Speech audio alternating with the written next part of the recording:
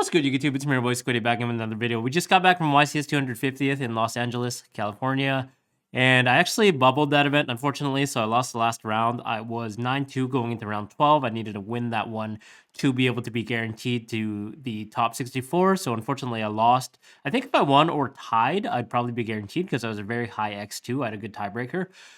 But unfortunately, we lost to Drytron because I made a couple of misplays in that match. And then game 2, when I made double ARISEHEART, I actually got Karakura. So that just ended my tournament run, or more or less.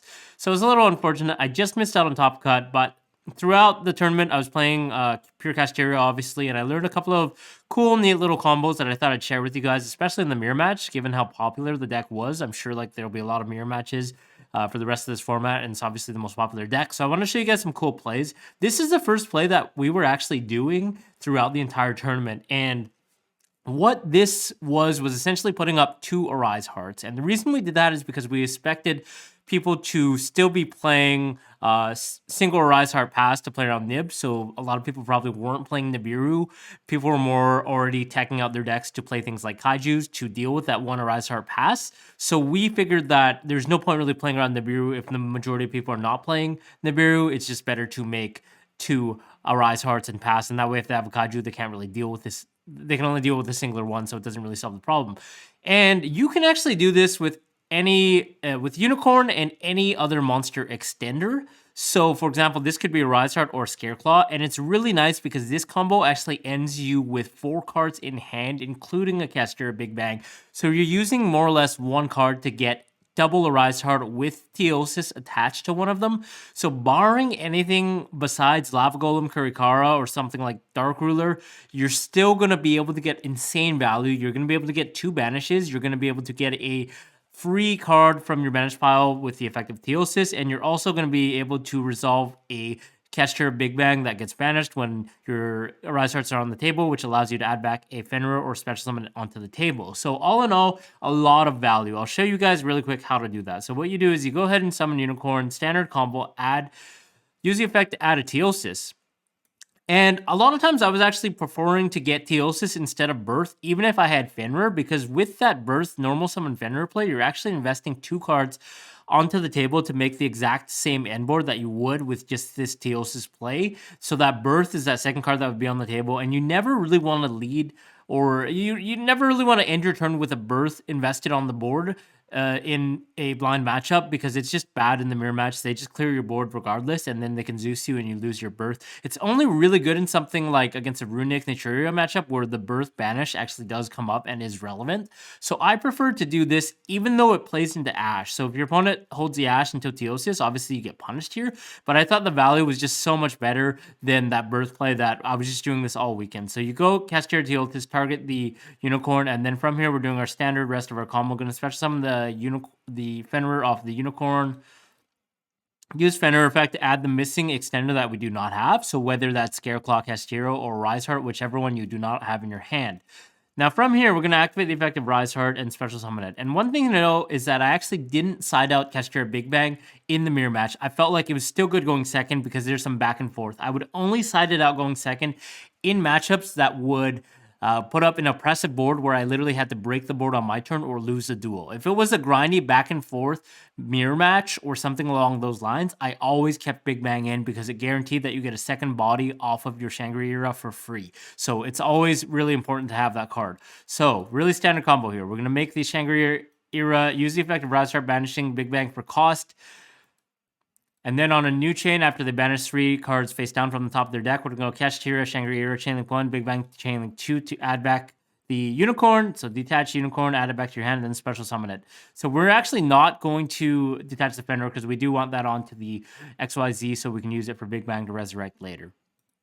From here, this is where it gets a little more interesting. So we're actually just going to overlay the ARISEHEART right away over the top of the Shangri-La, and then we're going to use the effect of Kashtira Scareclaw, banish the Theosis in our graveyard. So now new chain, mandatory effect of ARISEHEART is going to try and attach, and then Chainlink 2 Theosis that was banished. We're going to target the Big Bang to add back to our hand from our banish pile.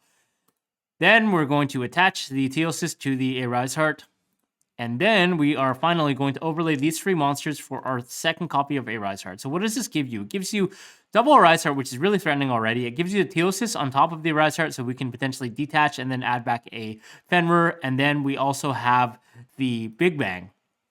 And then we have 3 other cards in hand. The 4th card was Big Bang. So it's really, really nice. You're not like just dumping your hand onto the table. That's why I never like locking 5, especially in the mirror match, because it's really easy for them to break that, even with 2 monsters, because you are going to be able to use your Shangri-La effect, and then they can make their own ARISEHEART and make Zeus. But this is just like very, very, very nice in the mirror match. The mirror match, you should expect to have your board being broken on turn 1. And then what you're supposed to do is line up your hand so you have enough juice to push past their board that they made the next turn, and then make Big Eye steal their ARISEHEART, make your second ARISEHEART, or your third ARISEHEART rather, over Shangri-La if you can, and then make Zeus over the Big Eye, so then you just win the duel on the spot because they've invested their resources into breaking your board and putting up their own board. So it's almost like a game of chess or Pokemon if you guys have played it.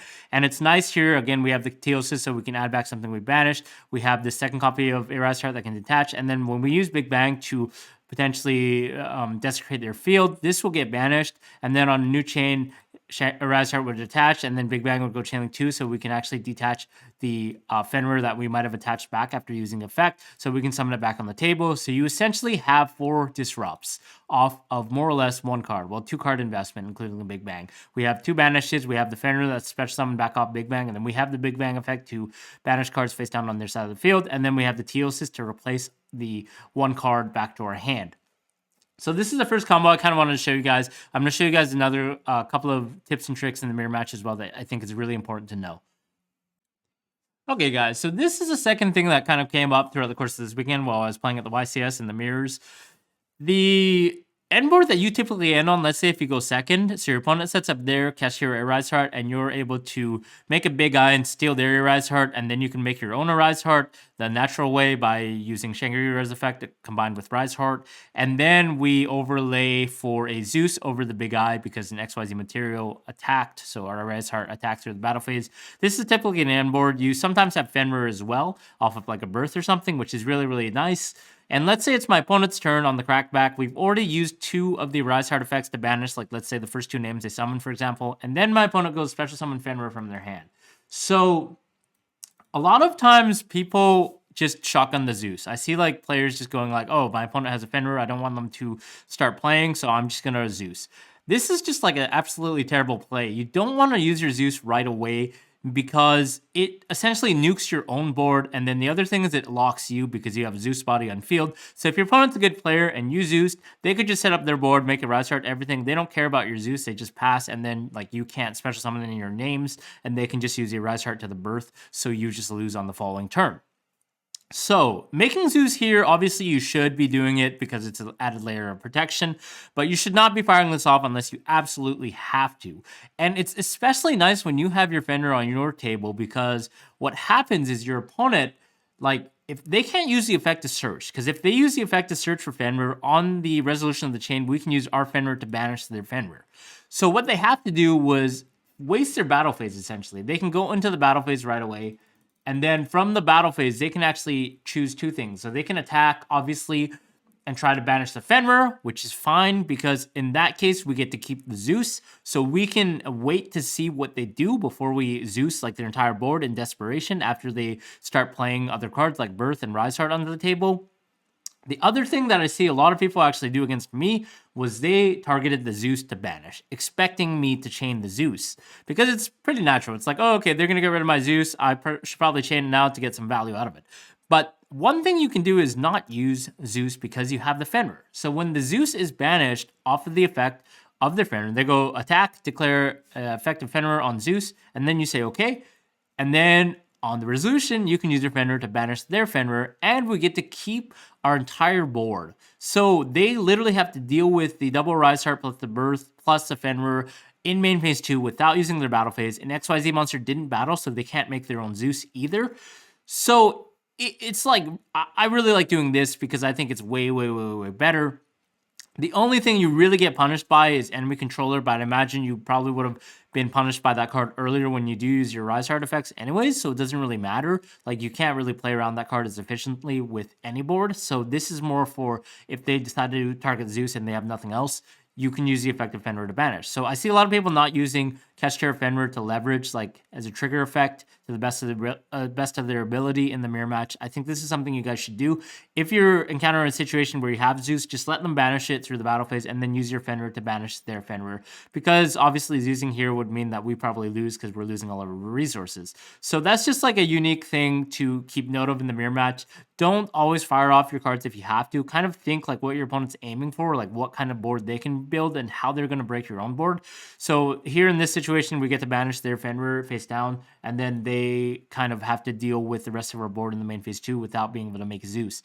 So yeah, that's just something I wanted to note. The only times you should really be using Zeus is if you have like a follow-up, if you have Birth in hand, or if you absolutely have to in desperation before your opponent makes like a huge whopping board that you wouldn't be able to deal with without Zeus anyways, right? So that's just my 2 cents on that. If you guys have any other tips and stuff, just let me know in the comments below as well, because there are a lot of intricacies in this matchup, in this mirror match, and it's actually quite skillful. I really like it. It's a lot like Pure Zoo. There's a lot of back and forth. It's kind of like chess, as long as both players are able to play. So yeah. Okay, and another thing I encountered in the mirror match was when they play Field Spell and you have Ash. Should you Ash this? The thing that jumps to mind is you probably shouldn't. Like the first idea that you have is because you should probably hold this for something like a Kashtira or a Pot of Prosperity. But I think if you sort of have to gauge the intelligence of your opponent here, if you're playing like someone that's really competent, I actually think you should Ash. And the reason you should Ash the Field Spell is because if they're leading with Field Spell, the chances are they actually don't really have a follow-up play. And the reason why is because if you think about this, the first thing that typically a player might do if they have Field Spell and like a Unicorn, the best play is to special summon the Unicorn and then use the effect to add Teosis first, so you can play around Droll and Lockbird, because this is a card that actually happened to be main decked in a lot of players' decks in the YCS, because they figured that, oh, people are leading off with Field Spells, they're leading off with Pot of Prosperities, and we can sort of just punish them with the Droll and Lockbird so they pass their turn. So a lot of good players, myself included, I was just like going Unicorn effect to add Teosis. So if we get Drolled, it doesn't really matter. We can still Teosis for another body and then potentially make either ARISEHEART if we open another level 7 extender, or just make like a Shangri-Era, or just like pass on Fenrir and Unicorn and have some hand traps. So I feel like if someone's leading off with the Field Spell and the chances are they just don't have Unicorn, or they happen to open Unicorn and Teosis, let's say, which even still in that situation, I think it might be better to special summon Unicorn first and then just add Birth, so we have the follow-up guaranteed. So I like to actually try Ashing Field Spell, and this is especially better if you see in like game 1 or game 2, your opponent does special summon first, and then they play Field Spell, so you already know that they're 100% playing around Droll and Lockbird. The chances are they might not play the Field Spell first. So I think actually Ashing the Field Spell is correct in today's day and age. Half the time they're going to pass their turn as well, and you can just get an auto win off of that. So that's just something to be aware of, guys. Like the way the deck is played, if people are playing around Droll and Lockbird, they're probably going to activate the Field Spell after they do their plays with their monsters. But if they don't have any other plays, they're probably going to activate their Field Spell first. So just keep note in mind of that. Try Ashing the Field Spell, see what happens. This might work differently at locals. I know it's like, you know, like they might not think about Droll and Lockbird. They might just play the Field Spell right away while having other monsters in their hand already. So it's just something to gauge with. It works a lot better at a higher level tournament, I think, at regionals or YCS, but I would definitely try Ashing the Field Spell. Okay, so here's another thing that came out throughout the tournament. We have, obviously, playing Kashtira deck, a lot of non-engine in this deck. There's a small engine, and there are only so many starters we can see in order to start our plays. So we get a hand like this where we have 4 unplayable cards or non-engine, and then 1 pot that we absolutely have to resolve in order to get a starter. So the most obvious thing you might do if you start off your turn is play pot a prosp for 6, only to get potentially hit by an Ash and then lose the game on the spot because we can't do anything on our turn. We just pass. Now, here's what I was thinking. This is something I did throughout the tournament and it actually worked. Instead of Pot of Prosperity for 6, what I did was just Pot of Prosp for 3. And you might be thinking, this is kind of crazy. It's like, why would you Prosp for 3 when you could hit more cards as 6. Well, it's more or less a mind game. Your opponent might not Ash if you're prospering for 3, as opposed to prospering for 6, because there are not a lot of decks that prosper for 3. Like something like Sprite might be one of the only decks that do it for 3 because they have to use the rest of the cards in their extra deck. And they might hold the Ash. They might not Ash it. So the chances of you hitting like an engine card are very high actually in this deck, because more than 1/3 of our deck are potential starters. You know, we have the Unicorn, Fenrir's, we have the field spells, anything that can potentially search monsters and get us started to that play. Sometimes even higher chance because you have things like Teosis. I mean, yeah, they might Ash it, but it's still like a card that would potentially hit, right? So you have a very high chance of hitting cards in your engine by prospering for 3 as is. And then there's the added chance that they might not Ash, which I think is actually really correct, because if they might hold it for something like a starter, if they think you're playing Sprite or Gigantic, right? So they're waiting for like a bottleneck, and they don't think that you're really using this pot to dig for engine because you're only prospering for 3 as opposed to 6. So I actually really like doing this throughout the tournament. It actually worked a couple times where I was able to dig for engine and they did not Ash. And even if I get field spell in this case here, they might not Ash the field spell because, you know, again, we pot a prosp for 3. They're thinking like, okay, why would they not do for 6 if they are banking on this field spell to resolve to get their only starter, right? Like, chances are I probably have follow-up. I'm just like wanted to get the field spell for whatever reason. So they might hold it for Teosis even. So this is what I really liked about prospering for 3 here. It's just such a big chance to get your engine started and then your opponent doesn't Ash. I mean, it's debatable. Maybe like if you guys run the numbers, it might not be worth it to you, but I feel like in the game of Yu-Gi-Oh! At a competitive level, there are so many little mind games like this that really matter and allow you to potentially play a game that was otherwise unwinnable, right? So just little things to think of. And I thought, like, even if your opponent does Ash here, well, we prospered for 3, so we're keeping 3 extra deck monsters in our extra deck as opposed to banishing 6. So we're keeping some resources. So either way, it's still a win-win scenario because we're still putting ourselves in a potentially better spot than we would if they Ashed there. So yeah, that was just something I thought of. If you guys have any ideas about this, let me know in the comments below. If anyone has a hypogeometric calculator, if we have mathematicians, just run the numbers and let me know what you think about that. And yeah, that's about it. I think that's all I had for this video. If you guys have any suggestions or comments below, let me know about the Kashtira mirror match, because chances are we're going to see this popular mirror match for the rest of the format until we get a new ban list, either later this month or at the end of next month. But until then, I'll see you guys in the next video, and like, comment, subscribe. Deuces for now.